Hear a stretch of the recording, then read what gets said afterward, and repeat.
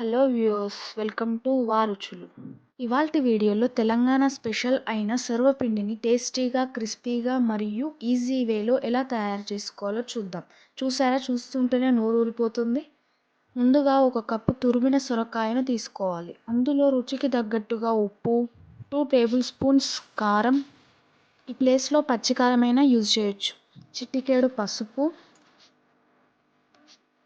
చిటికెడు జీలకర్ర, కొంచెం కరివేపాకు, తరిగిన కొత్తిమీర, 1 కప్ ఉల్లిపాయలు, 1 టేబుల్ స్పూన్ అల్లం వెల్లుల్లి పేస్ట్, 1 స్పూన్ ధనియా పౌడర్, 1 కప్ బియ్యపిండిని వేసుకొని అన్నీ కలిసే విధంగా కలుపుకోవాలి. ఇందులో సపరేట్గా వాటర్ కలవాల్సిన అవసరం లేదు, ఎందుకంటే సొరకాయలో వాటర్ క్వాంటిటీ ఎక్కువగా ఉంటుంది. పిండిని వీడియోలో చూపిస్తున్న విధంగా కలుపుకోవాలి. తర్వాత నేను చూపిస్తున్న సైజులో ముద్దలు చేసి ప్యాన్కు ఒత్తుకోవాలి. తర్వాతకి దానికి చిన్న చిన్న హోల్స్ పెట్టాలి, ఎందుకంటే సర్వపిండి క్రిస్పీగా కాలడం కోసం మరియు ఆయిల్ వేయడం కోసం. తర్వాత ప్యాన్ను స్టవ్ పై పెట్టి మీడియం ఫ్లేమ్లో కాల్చుకోవాలి. హోల్స్ పెట్టిన ప్లేస్లో కొంచెం ఆయిల్ వేసుకోవాలి, ఎందుకంటే క్రిస్పీగా కాలడం కోసం. ఇలా చేయడం వల్ల ప్యాన్కి కూడా అంటుకోకుండా ఉంటుంది.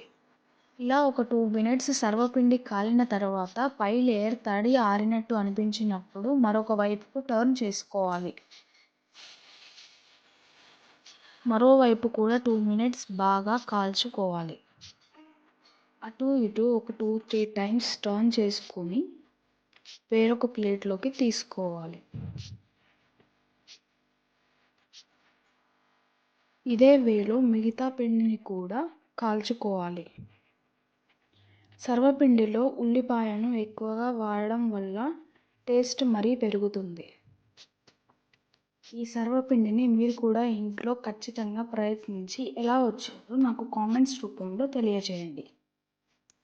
And please like, share and subscribe my channel and click the bell icon.